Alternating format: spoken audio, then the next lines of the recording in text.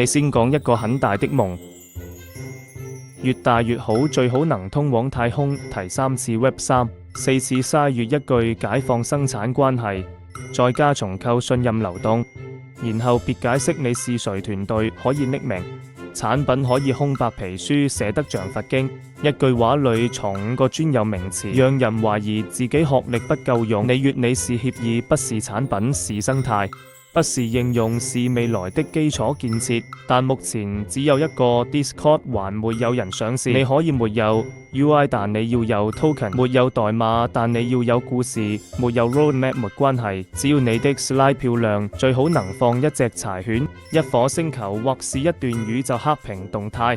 最後你站出來說，我們不融資，我們只冇社區的信仰。如果有人問，那你們現在做了什麼？你就笑一笑說，我們剛啟動，萬事起於願景，未來由你共創。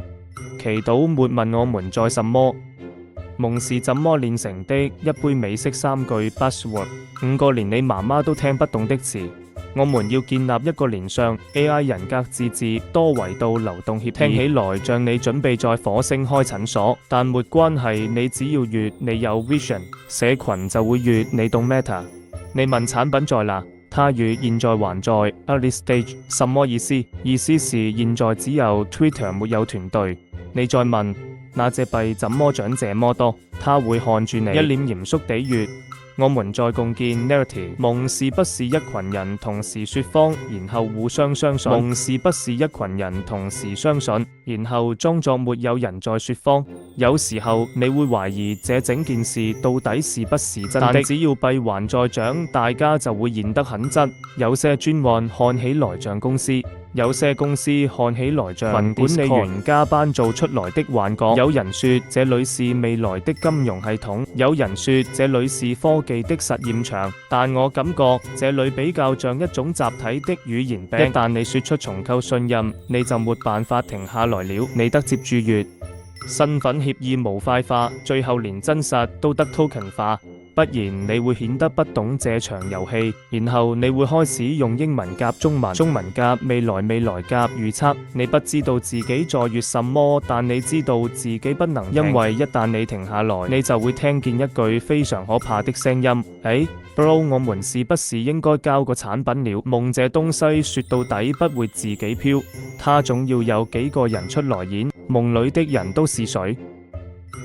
夢裏有一種人是永遠在白板前的人，你每次問他在幹嘛，他說我們還在設計經濟模型。3個月後你再問，他說我們現在是模型的咩？你開始懷疑他是不是其實不會 Excel， 但他說話的語氣就像他真的快把金融重寫，而你也不忍心潑他冷水，因為你知道有人在努力建一個連他自己都還不太懂的還有的信徒。自你每次開票只有5票3票是他投的，2票是他朋友，但他說這是社群的聲音。你想笑，但你也知道要是真的沒人管這事，這條鏈可能早就死了。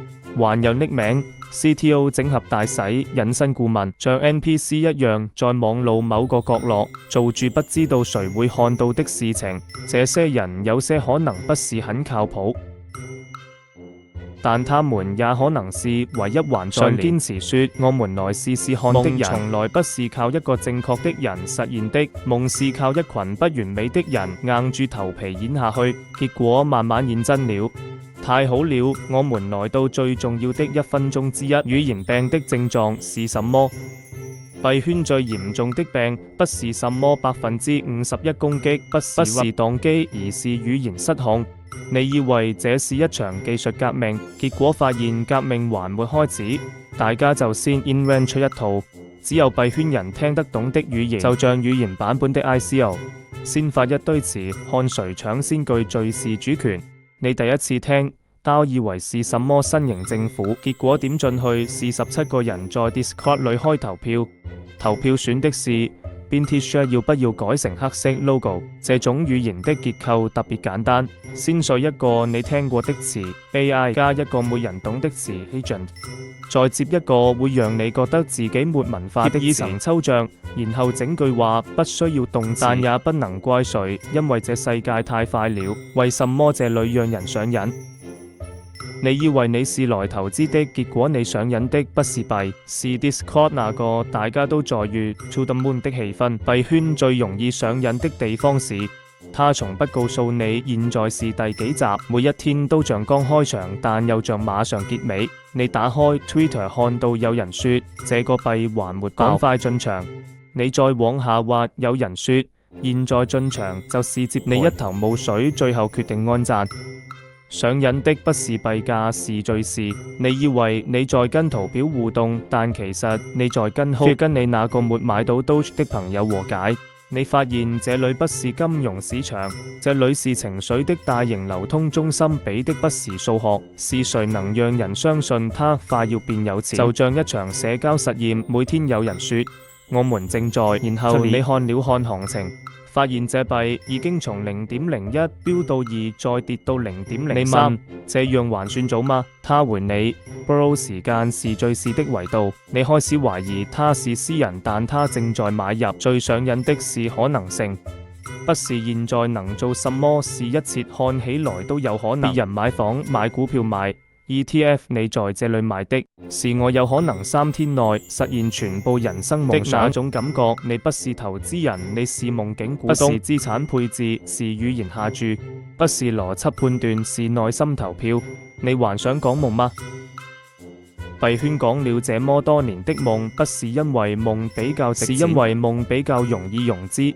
你先講一個夠大的夢，社群會來，VC 會來，敘事會來，牛市也會來。至於產品，慢慢做。但我們今天說這麼多，不是要叫你不要做夢，而是提醒你夢這東西，你講得越大越容易忘記你原本為什麼開始講的。你後來講的都不是夢，是市場認為這個夢比較能漲。如果我是一個把我為數不多的薪水投資小錢的人，我們不想要那種講完以後還敢留下來的人。好了，這是第一集。我們什麼都沒解釋清楚，也沒有告訴你幣圈該怎麼玩，但也許這才是重點。幣圈從來就不是一門清楚的學問，它更像是一場正在發生的語言實驗。我們只是在記錄，順便翻譯。你先講一個很大的夢，我們試住把它拆開來看，然後再決定這到底值不值得投一點點時間去信。如果你願意理性，這裏不會保證你變有錢，但也許會讓你少一點後悔。